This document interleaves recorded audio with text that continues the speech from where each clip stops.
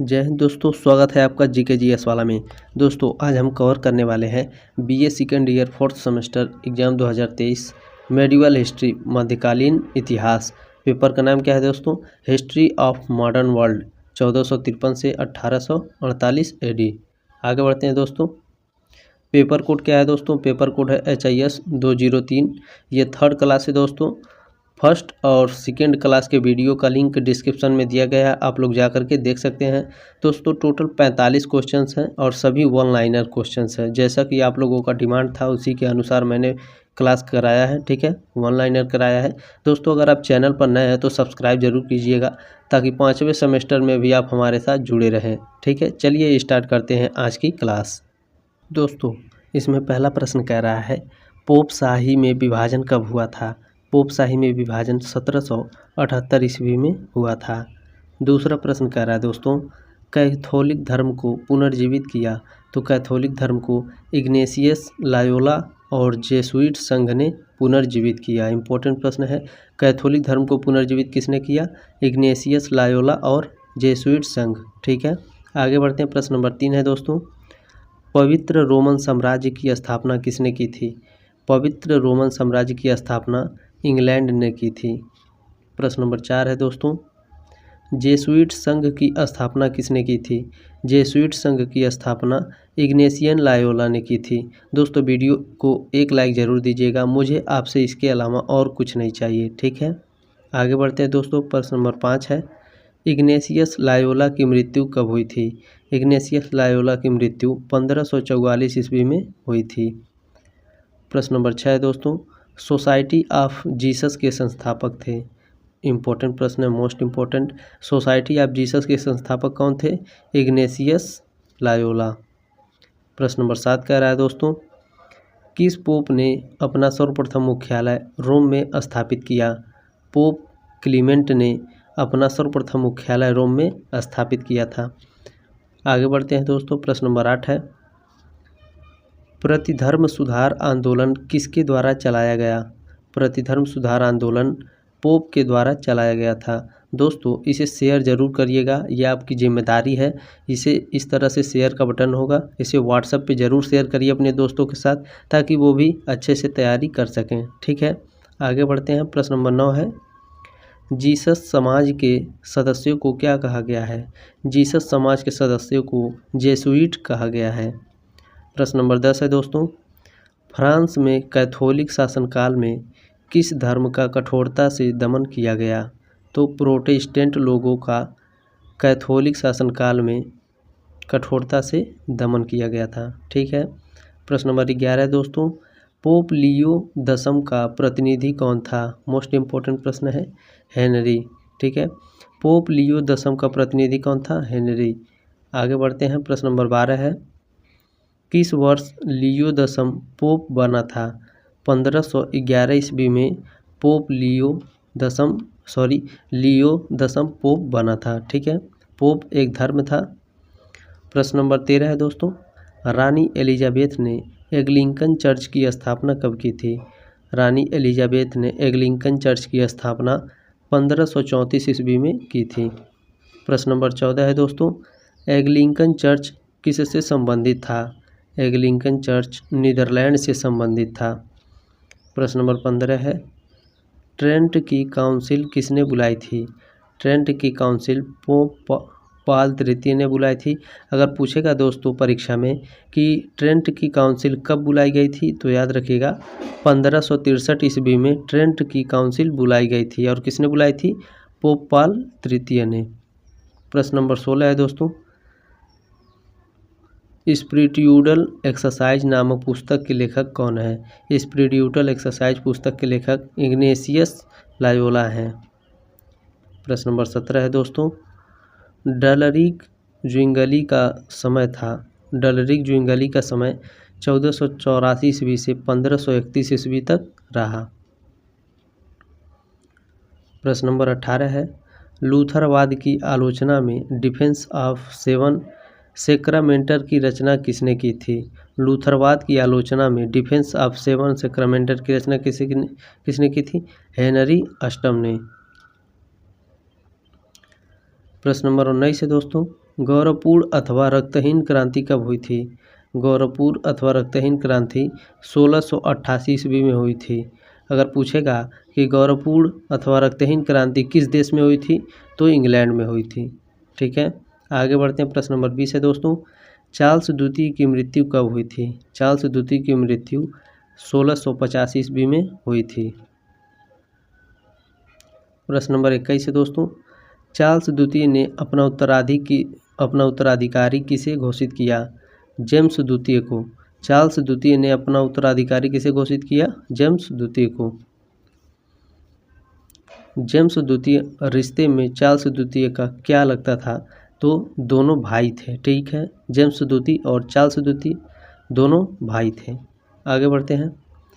प्रश्न नंबर 23 है दोस्तों, गौरवपूर्ण क्रांति का पथ प्रदर्शक किसे माना जाता था? तो जॉन लॉक को गौरवपूर्ण क्रांति का पथ प्रदर्शक माना जाता था। प्रश्न नंबर 24 है, मनमथ कौन था? मनमथ चार्ल्स द्वितीय का अवैध पुत्र था। ठीक है, मनमथ चार्ल्स द्वितीय का अवैध पुत्र था। प्रश्न नंबर 25 है, गुलाबों का युद्ध कब से कब तक चला? इंपॉर्टेंट प्रश्न है। गुलाबों का युद्ध 1410 से 1455 ईस्वी तक चला। आगे बढ़ते हैं दोस्तों। प्रश्न नंबर 26 का रहा है, दास कैपिटल नामक ग्रंथ के लेखक कौन था? दास कैपिटल नामक ग्रंथ का लेखक कार्ल मार्क्स था। ठीक है। प्रश्न नंबर 27 है दोस्तों, इंग्लैंड में 1688 ईस्वी की रक्तहीन क्रांति का प्रमुख कारण क्या था? जेम्स द्वितीय की आर्थिक नीति। इंग्लैंड में 1688 ईस्वी की रक्तहीन क्रांति का प्रमुख कारण क्या था? जेम्स द्वितीय की आर्थिक नीति। सभी इंपॉर्टेंट प्रश्न है दोस्तों, ध्यान से देखिएगा। ठीक है, ताकि परीक्षा में आप लोग अच्छे से नंबर ला सकें। प्रश्न नंबर 28 है, एडवांसमेंट ऑफ लर्निंग लिखी गई है। एडवांसमेंट ऑफ लर्निंग फ्रांसीसी बेकन द्वारा लिखी गई है। दोस्तों वीडियो के डिस्क्रिप्शन में भी 2 क्लास के वीडियो का लिंक दिया गया है, आप लोग जा कर के देख सकते हैं इसे देखने के बाद। ठीक है। प्रश्न नंबर 29 है दोस्तों, इंग्लैंड के प्रोटेस्टेंट धर्म के अनुयायियों को क्या कहा जाता था? मोस्ट इम्पोर्टेंट प्रश्न है। तो एंग्लिकन कहा जाता था। इंग्लैंड में प्रोटेस्टेंट धर्म के अनुयायियों को एंग्लिकन कहा जाता था। प्रश्न नंबर 30 है दोस्तों, आनंदपूर्ण एवं गौरवपूर्ण क्रांति का नाम किसने दिया? तो एडमंड बर्क ने। आनंदपूर्ण और गौरवपूर्ण क्रांति का नाम किसने दिया? एडमंड बर्क ने। प्रश्न नंबर 31 है दोस्तों, गदर अधिनियम कब पारित किया गया? गदर अधिनियम 1696 ईस्वी को पारित किया गया था। गदर अधिनियम कब पारित किया? 1696 ईस्वी में। प्रश्न नंबर 32 है, प्रेस को स्वतंत्रता कब प्रदान की गई? 1695 ईस्वी में प्रेस को स्वतंत्रता प्रदान की गई। प्रश्न नंबर 33 है दोस्तों, सहिष्णुता अधिनियम को संसद में कब पारित किया गया? सहिष्णुता अधिनियम को संसद में 1689 ईस्वी में पारित किया गया था। मोस्ट इम्पोर्टेंट प्रश्न है, सहिष्णुता अधिनियम संसद में कब पारित किया गया? 1689 ईस्वी में। प्रश्न नंबर 34 है दोस्तों, लाइसेंसिंग अधिनियम द्वारा स्वतंत्रता प्रदान की गई। लाइसेंसिंग अधिनियम द्वारा प्रेस को स्वतंत्रता प्रदान की गई। प्रश्न नंबर 35 है, संसद ने उत्तराधिकार निर्णायक अधिनियम कब पारित किया? संसद ने उत्तराधिकार निर्णायक अधिनियम 1701 ईस्वी में पारित किया। आगे बढ़ते हैं दोस्तों।